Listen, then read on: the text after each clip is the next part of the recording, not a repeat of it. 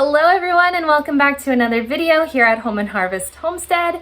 And tonight we have the last video coming for you in our back to school week series. But don't fear, there are still more homeschooling videos to come. I said in my first video that I was planning a week of videos and I just came up with a whole slew of ideas. So I am excited to share them all with you. But this is the last video for the back to school week. So it is evening here. It is Thursday night. We have done 2 days of homeschool so far. Tomorrow will be Friday and we are going to just do a few things here, and then we are planning to go to the library to pick out some assigned readers. I already had them choose from a list what they wanted to read for this year, for starting out the year. So we're going to go to the library and I'm going to have them find the books on their own. And Olivia's pretty good at that, my 8th grader, but it'll be fun for my 1st grader because usually I just kind of go and have him look at what's interesting, or I pick out books for him because he just likes reading anything. So anyway, that's not what this video is about. Today I wanted to share with you our family subjects. I've shared with you my 1st grader's curriculum and my 8th grader's curriculum, and I will link those videos down below. But those were for their individual subjects. So today I'm going to show you our family subjects and everything that we do together as a family. I have it all laid out here for you. So let's jump right into it and I'll show you what we've got. All right, here I have for you all of our family subjects that we will be doing together. So first off, we are going to be doing history and science in the morning. So here's our science. But our history we're going to be doing on Mondays and Wednesdays, and we are on year 2.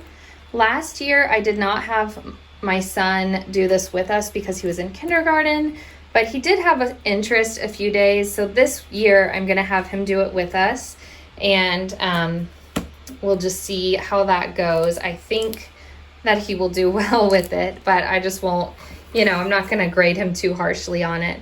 So here is the history course book. So in year 2, the way the good and the beautiful works is you move forward from the beginning of time through today, and each year you focus in on different points in history. So for year 2, we'll be studying ancient Greece and ancient Asia, the Vikings, exploration in pre-Columbian America, colonial America and the U.S. Constitution, and then the history of the U.S. education and World War I through the Great Depression. So I am excited about learning about all of that this year. There is an audio sort of story about a brother and a sister that you listen to some days last year they were visiting an aunt and uncle and learning about history. And then there's also a game. So you get a new game each year. This is a card game that we will be able to play. And then you get the maps and images to go along with a lot of the things you are learning about. These are beautiful photos and maps that just really help bring stories and concepts to life. So new for this year, we have this timeline that I'm excited about. We're going to put it up on the wall, and it has stickers that go on it. So we'll be able to see how things line up in history. And then each of my kids gets a student explorer. I had them decorate the covers of it. So my 8th grader, they have it separated so you're learning together, but then each child has a more grade specific little extra bit of work to do at the end to dive a little deeper and learn about a little bit more.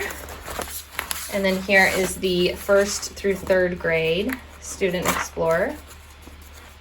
So his is more, drawing pictures and just looking at things. Pretty easy comparatively. So that is our history. And then I'm going to jump over here to science. We're learning about botany. I usually do 4 of these per year. So we chose botany to start, and then as we go on, I let my kids sort of pick what's interesting to them. So here is the botany. You get all of these science definitions that you put up on your science wall. And then here is the table of contents of everything that we will be learning about. This is super exciting because I am really into gardening, so they already know a little bit about flowers and plants and how seeds work. So yeah, each section, you get like experiments. They have a lot of videos that go along with this. And then they have a 7th through 8th grade extension that my daughter will also be doing.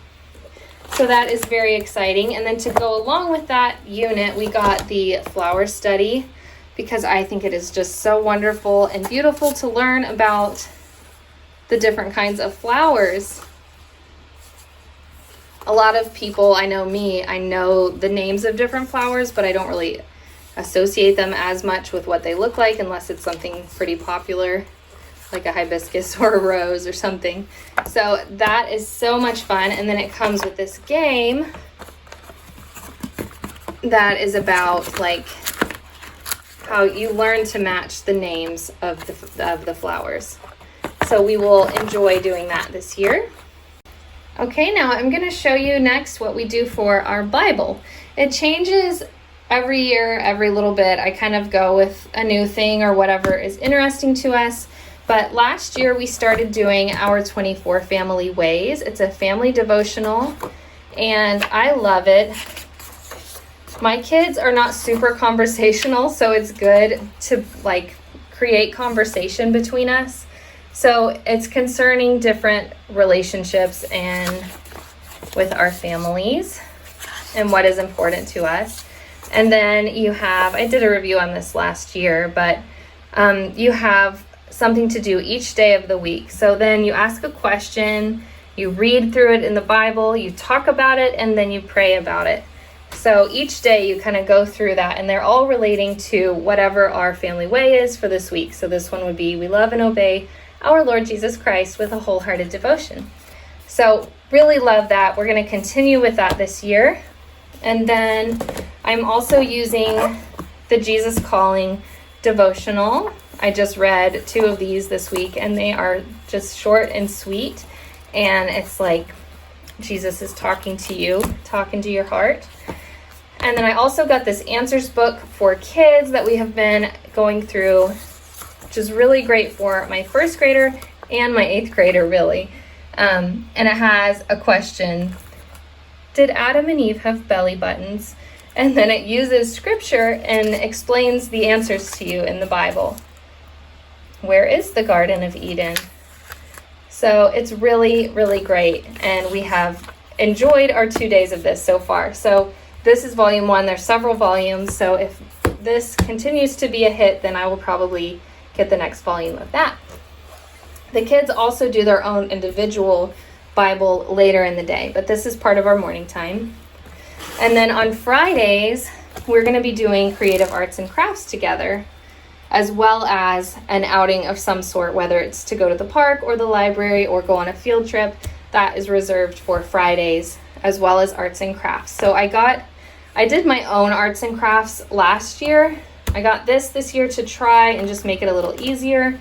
And I believe I explained this in another video that I'm going to have my daughter teach this to my son for the purpose of her, reading instructions and relaying them clearly and all that. So yeah, there's so many cool little crafts in this book. So that's going to be a lot of fun. And then I also included our read alouds. We do a family read aloud.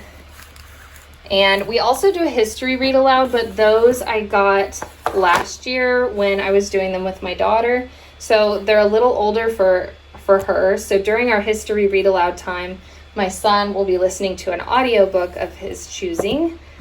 So for our read alouds, I like to switch around. We're going to read C.S. Lewis on one day. We're going to do our history read aloud on Mondays and Wednesdays when we do history. And then these two will switch off the other days. So these Christian heroes are wonderful books, and we absolutely love them. We're going to continue through those. This one's about C.S. Lewis. And then we also got The Wild Robot by Peter Brown. I've heard great things about this story, and it's just a fun, exciting read aloud to start out the year. All right, thank you so much for watching. I hope you enjoyed that video. And if you are a homeschooling parent, then power to you. It is definitely a labor of love. I absolutely love homeschooling, and I put a lot of my time into it because I am just a planner.